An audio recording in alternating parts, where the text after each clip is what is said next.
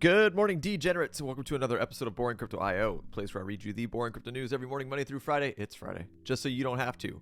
My name is Not Important, and I am your host, LFG. LBRY decides to fight. Ruh-roh. Watch out, SEC. Blockchain firm files notice of appeal against the SEC. I'm really curious to see what that's all about. Binance CEO brushes off negativity, assures firm has no liquidity issues. CZ from Binance fires back. Former FTX exec will give up real estate, car, and $11 million following guilty plea. Ruh-roh. Sam is in trouble because I feel his friends are going to throw him under the bus because he did the same thing to them. Housekeeping, guys. If you're on X, please go follow me on @BoringCryptoIO on X for up-to-date headlines and breaking news, things that you don't want to wait for the morning show or over the weekend to hear about. That's where I'll be putting it on X @BoringCryptoIO. All right, to the market. Guys, current market cap sitting right now at 1.04 trillion, down 0.04% from yesterday. Current Bitcoin dominance 48.4%, ETH dominance 18.8%, slowly going down. And ETH gas, 15 Gwei. We'll get you an ETH transaction. Fear and greed ticking up slightly from yesterday. Fear and greed index sitting at 37. Still, we got a small movement out of Bitcoin that has been eaten up last time I checked and erased off the board yesterday evening. So let's see what the rest of the market looks like because of that. I'm assuming not much is going on. I'm assuming everything kind of went back to normal. But let's blow through top 100 real quick, see what we got going on. Yeah, I'm sure everything's going to be kind of Polygon, Matic, what are we going to call it, down 3%. I'm sure everything's going to look pretty much the same as it did yesterday, though. Because last time I checked, Cronos up 3.15. I'm sure everything's going to be the same, though, that it was yesterday. XCC up 5.95 on the day. Synthetics down 6.35, still retracing from that big run it had. I think it was Monday. Render up 3%.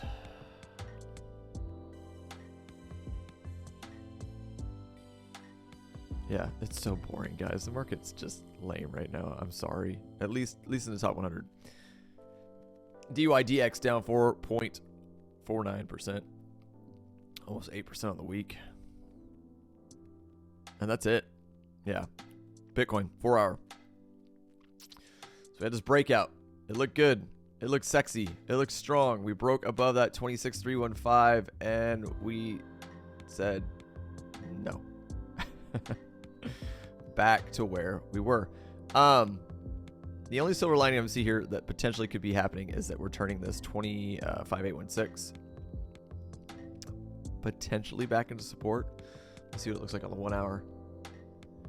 We're sitting right above. This just happened to this big pullback.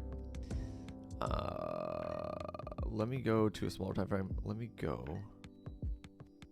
the 15 minutes. See if, yeah, we just got back above it, so we broke below it. Ugh. Yeah, it doesn't look good, guys. That 26,315 is looking like another level of strong resistance. I'm still looking at this descending channel, guys, because we're respecting it on the lower end.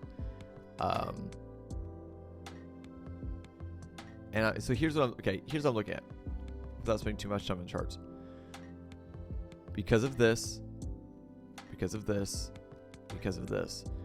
this range of 27.3 down to 26.3, this $1,000 range, if we cannot get above this and hold this as significant support, this 27.3 level, for quite some time, I'm talking a few days, I don't think anything's going to hold. Every time we get to this range, this $1,000 range up here with the purple box, we'll just go ahead and extend it while we're sitting here talking about it. We can't hold it. It's absolutely see you later, buy land. So until we do that, I'm not expecting anything to hold. Outside of that, just just keep my eye on this 25,816 level and this descending channel, hoping the 25.6 continues to hold its strong support as it has been for a few days here. But that's it. Nothing has changed. You know my levels. If we break, I'm looking at 25.2, 25, 24.2, and then I'm scared as hell. Not scared. Not in the long term, but you get my point. Outside of that, got to hold above that 26.3. Got to get above this 27.3. And then, like I've been saying all week long, I want to see us break above this original descending wedge lower trend line, or get above this 27.981, we'll just call it 28, and turn that to support. Until we do any of that, I am not bullish in the short term. That is where my head's at. That's what I've been looking at. And that's it. Because anytime we break, it's bull trap, bull trap, bull trap. All right. Which, in my opinion, looks like shakeout manipulation, guys. Eventually, they're gonna let go of this. Eventually, they're gonna let this thing go, and it's gonna snap like a rubber band. But right now, they ain't doing it. So, moving on to the news.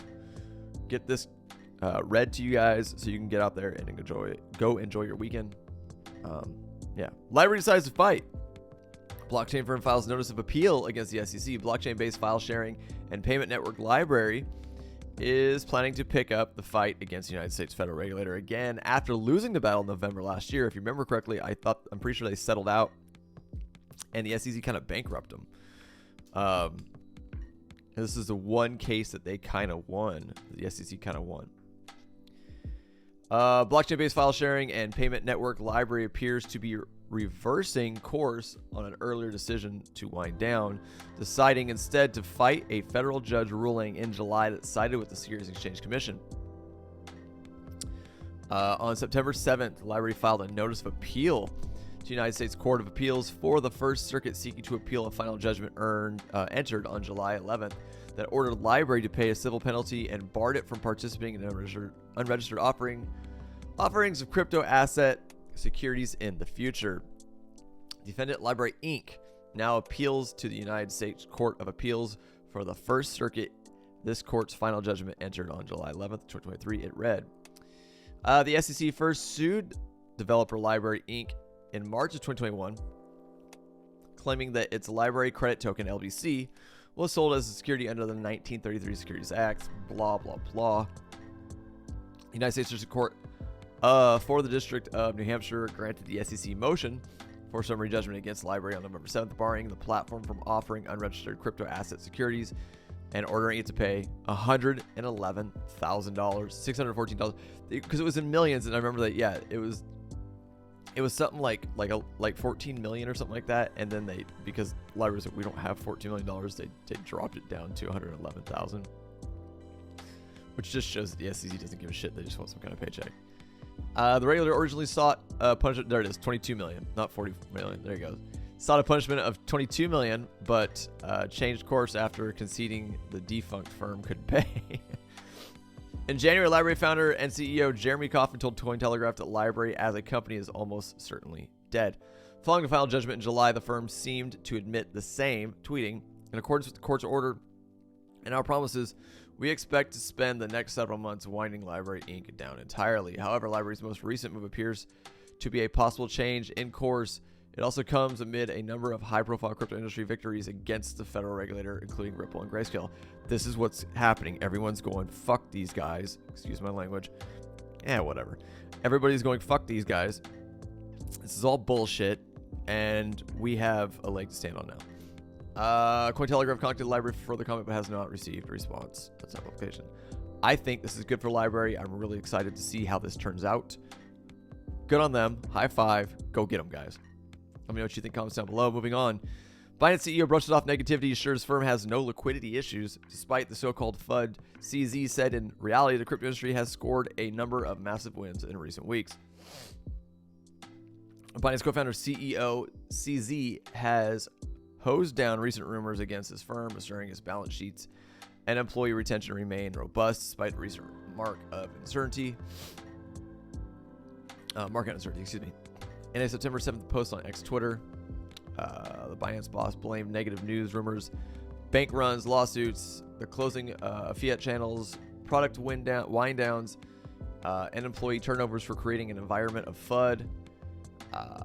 He then used the opportunity to clarify Binance's current financial position. Guess what? We don't have no liquidity issues. CZ emphasized all withdrawals and deposits are properly handled. All customer funds are SAFU and 100% reserved. Trust me, these guys don't have a problem with money. I'm in the look. I don't know if they're doing anything shady like that might get them in trouble with the SEC or the CFTC, but do I think they have a liquidity issue? Absolutely not. Observers have noted at least 10 Binance executives have left the helm between July and September alone, including Patrick Hillman, former Chief Strategy Officer Mayur Kamat, former Product Lead Leon Fung, former Head of Asia Pacific, and Steve Christie, former Senior Vice President for Compliance.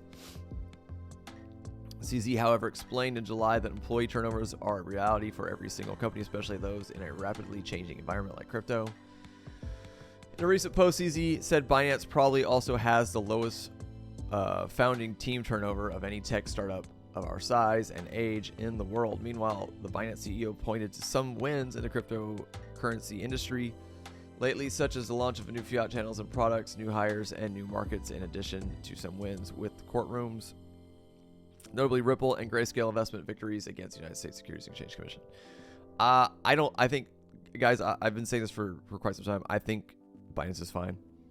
I think the SEC might be trying to take them down because of the whole BlackRock ETF thing. It gets a little deeper into conspiracy theory shit. But again, I think financially, when it comes to liquidity, I think they're fine. Moving on, last but not least, former FTX exec will give up real estate, car, and $11 million following guilty plea. Well, that's cool. What about Sam? Ryan Salami? Let's call him Ryan Salami. Will reportedly remain free on a $1 million bond until his sentencing hearing expected in March 2024. Ryan Salami, the former co-CEO of FTX Digital Markets, has pleaded guilty to charge related to defrauding the United States Federal Election Commission and conspiracy to operate an unlicensed money transmitting business. I find it interesting that these guys are pleading guilty, and Sam is like, no, I didn't do anything. It wasn't me at all. I hope that these aren't fall guys and then Sam walks free. That would be very upsetting, but we'll see. Moving on.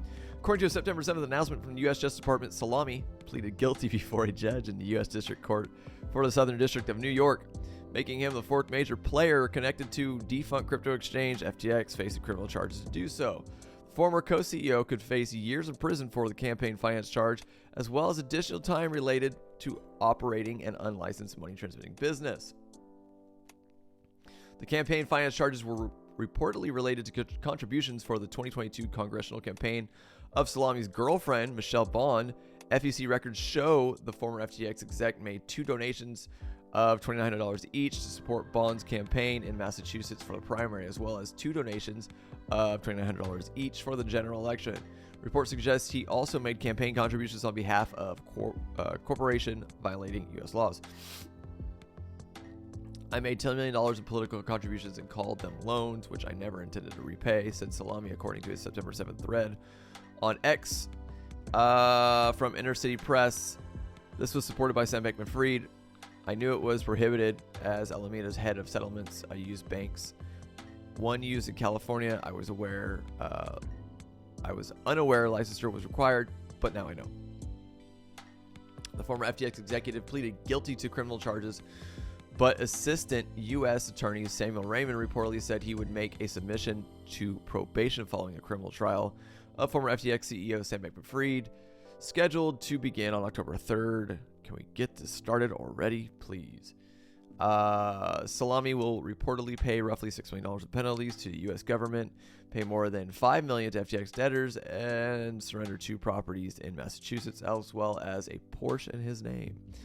At time of publication, Salami remained free on a $1 million bond, with sentencing potentially looking to be held on March 6th of 2024. A few days before Bankman-Fried's second criminal trial is set to begin, former Alameda Research CEO Carolyn Ellison, FTX co-founder Gary Wang, and FTX former engineer Engineering director Nishad Singh have already pleaded guilty to federal fraud charges, while SBF pleaded not guilty. Funny that all these people are pleading guilty, and Sam was like, no, it's me. Again, my only fear that these people will all end up being fall guys and Sam will walk. I really hope that doesn't happen. That's all I've got, guys. Let's look at Bitcoin one last time. Yep. Look at these. Every time we rip, it's pushed down. Every time we rip, it's pushed down. Every time we rip. This looks like manipulation, guys. Don't get shaken out. Just don't. Hold on to your Bitcoin. That's all I can say. This is all bullshit. But yeah. With that being said, guys, that is all I've got for you this Friday morning. If you do enjoy the content I provide for you here every morning, most mornings, on Boring Crypto IO, please by all means subscribe to the channel, turn on the bell for notifications. Please watch the videos, share the videos on all your social platforms, and over anything, please like the videos. Let's grow the channel. Let's expand to other people that don't know about us, and let's grow crypto. I'll see you guys bright and early Monday morning. I am out of here.